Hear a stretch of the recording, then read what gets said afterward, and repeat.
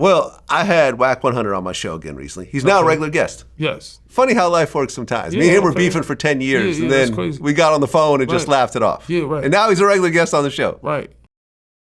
And for the longest time, like, I felt like I solved, the Tupac murder case. You know what I mean? Like, I got, when Keefe D came in and told the whole story, plus with the book, it was like, all right, this is all laid out, all the pieces fit together, Whatever happens in court is what happens in court. But I felt like, in my mind, I was fairly sure about what happened to Tupac. It was, he jumped Orlando, and then there was retaliation. Right. This is a normal occurrence with these, with people who are into this type of lifestyle.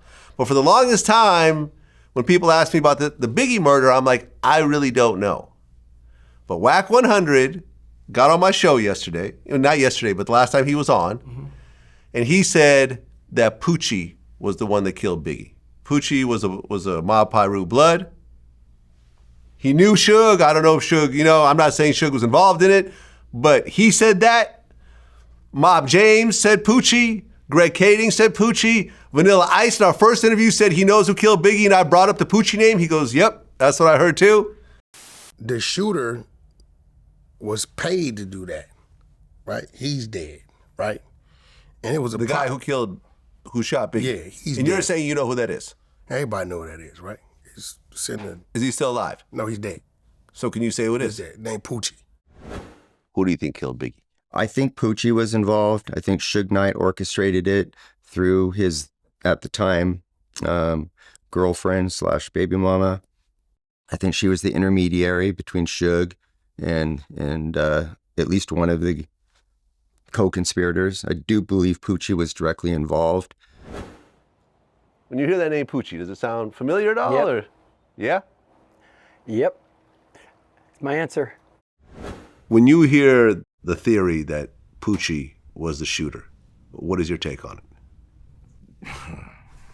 Right on.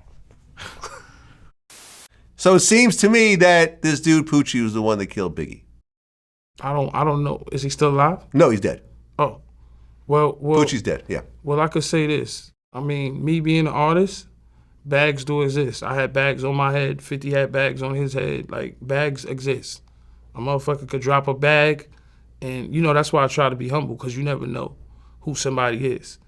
Bags do exist. Motherfuckers, I had bags on me supposedly on Rikers. I had bags on me in the streets. How much did you have? What was the most you ever had on your head that you knew of? I would probably say probably 50,000. Wow.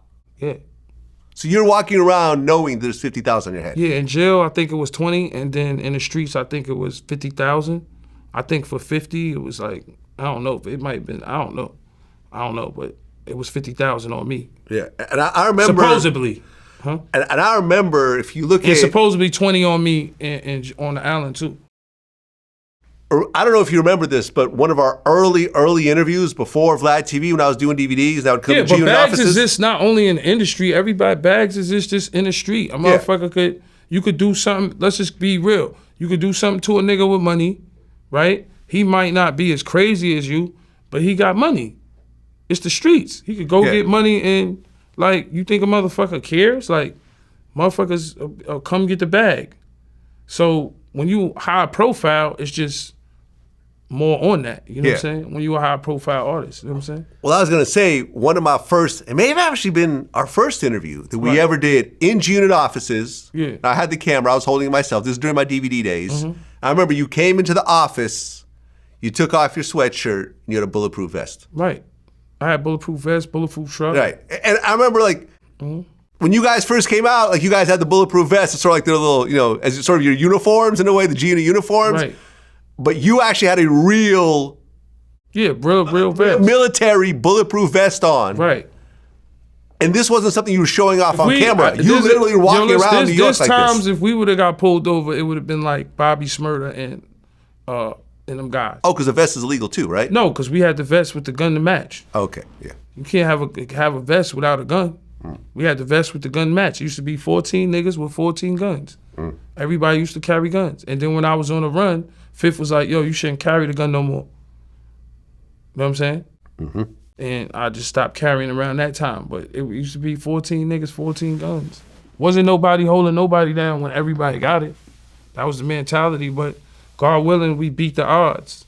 And that's why when you look at G-Unit as a whole and you look at 50 Cent, we the guys that really, really beat the odds. We had beef, we had issues in the streets, we sold records, more records than a lot of rappers. And we was a successful group. We had fucking video games that sold millions. You know, sneakers that sold millions. Clothes. I heard that 50's bringing back the G-Unit sneakers. Yeah, he should bring back the Reeboks. I remember seeing some news about it. I think Shaq and Iverson got that going. Shout to Shaq and Iverson. Right. Yeah. Maybe, listen, 50 be on the phone. It's $100 million deals every day you hear about. He might be on the phone with Tyler Perry. He might be on the phone with Shaq. He might be on the phone with fucking people from Netflix, Stars, these places, anywhere. You just never know. You just sit back and you watch and you be like, damn, it's amazing how far we came. Well, right, because he sold his Diddy documentary to Netflix. Oh, shit. I was hearing about that. I see it on TMZ. Shout to 50. I thought he was just trolling. trolling. Let's clap for 50 and Netflix, y'all. Come on. Come on, man. No Diddy documentary, huh? I thought he was trolling. Huh? I just thought he was kidding. Listen, man. Because remember, he's like, did he do it? 50, did he do it? And I was like, okay, he's trolling. I think 50 is an alien. He doesn't sleep, man. And I don't want to talk about him too much on this. Because I don't know how much he likes you. Nah, I'm only fucking with you. Nah, he fucks with you. Yeah, I'm cool with 50. I'm only fucking with you, Vlad. Nah, but 50 don't sleep, man. Like, he's a guy, like I said, his work ethic is fucking, you never see nothing like this. Mm-hmm. You never see a guy, come off we on tour, work out 2 times a day. Then he goes on fucking movie set. And then we at the venue 4 hours early. Then he's reading scripts in his room. You know what I'm saying? You never seen a guy do so much. He makes every artist feel lazy.